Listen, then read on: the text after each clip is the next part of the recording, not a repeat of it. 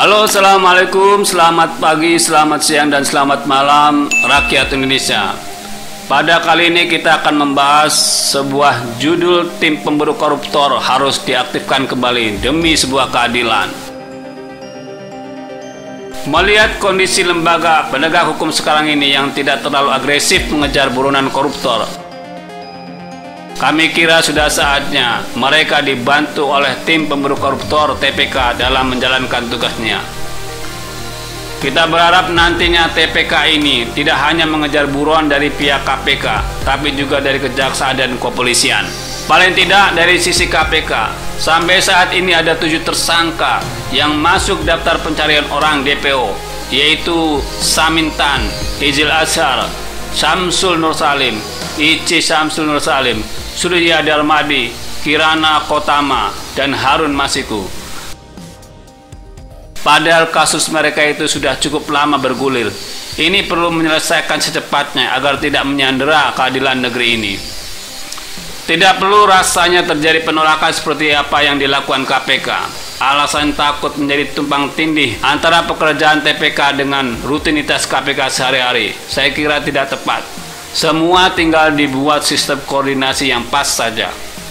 KPK itu adalah lembaga tersendiri sebagai lembaga pemberantas korupsi. Yang diburu oleh KPK tentu nanti dikoordinasikan tersendiri, walau memang targetnya bisa jadi sama. Tapi TPK bisa lebih luas dan leluasa mengejar tersangka. Berikut aset yang disembunyikan atau disamarkan. Untuk sistem koordinasi, kami kira mudah untuk menjelaskannya. Misalnya saja ada buron KPK yang tidak dapat ditangkap dalam jangka waktu tertentu, misalnya 1 atau 2 bulan. TPK sudah bisa mendapatkan surat tugas dari negara untuk mulai memburunya. Tim penyidik KPK bisa beralih mengerjakan pekerjaan lain selagi TPK berusaha mengejar buron tersebut, jadi tidak akan tumpang tindih. Begitu juga dengan alasan TPK tidak efektif selama ini tidak bisa dibenarkan. Nyatanya sejak TPK dibentuk sampai dengan diistirahatkan, sudah berhasil menangkap mantan Direktur Bank Sertivia David Nusa Wijaya yang menjadi tersangka kasus korupsi bantuan likuiditas BLBI senilai 1,3 triliun. TPK juga sempat mengejar aset Direktur Bank Global Irawan Salim yang terjerat kasus korupsi Bank Global ke Swiss. Aset tersebut berupa uang senilai 500 miliar rupiah yang tersimpan di Bank Swiss. Tim bekerja sama dengan Kejaksaan Federal Swiss dalam pengejaran ini. Sementara di bawah kepemimpinan Mukhtar Arifin, TPK berhasil menangkap tersangka kasus BLBI Adrian Kiki Irawan di Australia pada tanggal 9 Desember 2008.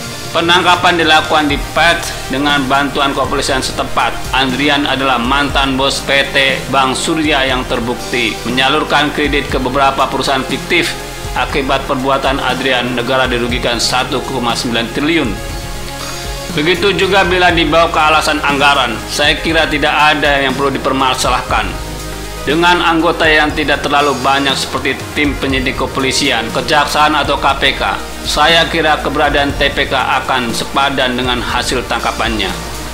Apalagi dari sisi keanggotaan yang sangat komplit dan berintegritas, TPK sangat baik untuk difungsikan.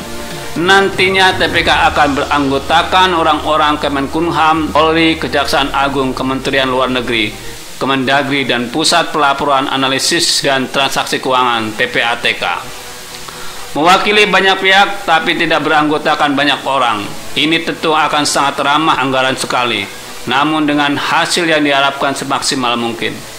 Dan terpenting dari semua itu, TPK akan bekerja independen dan transparan, karena bertanggung jawab langsung ke Menko Polhukam, di mana dengan ini diharapkan tidak ada satu kepentingan politik, pribadi, atau golongan dalam mengatur tertangkap atau tidaknya buronan koruptor tersebut.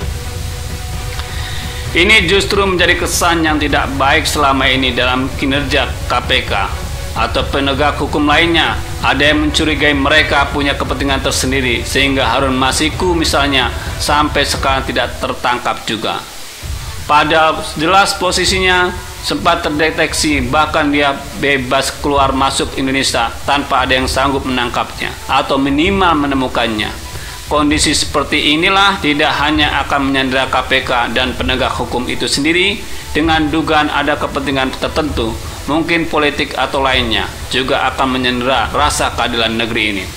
Maka demi keadilan, agar tidak ada kesan tebang pilih dalam kasus korupsi, TPK perlu sekali diaktifkan kembali. Sampai ketiga lembaga penegak hukum ini punya semangat lagi mengejar buron sampai ke lubang semut sekalipun. Nah, bagaimana menurut Anda? Silakan ketik kolom komentar di bawah dan jangan lupa subscribe channel ini. Terima kasih.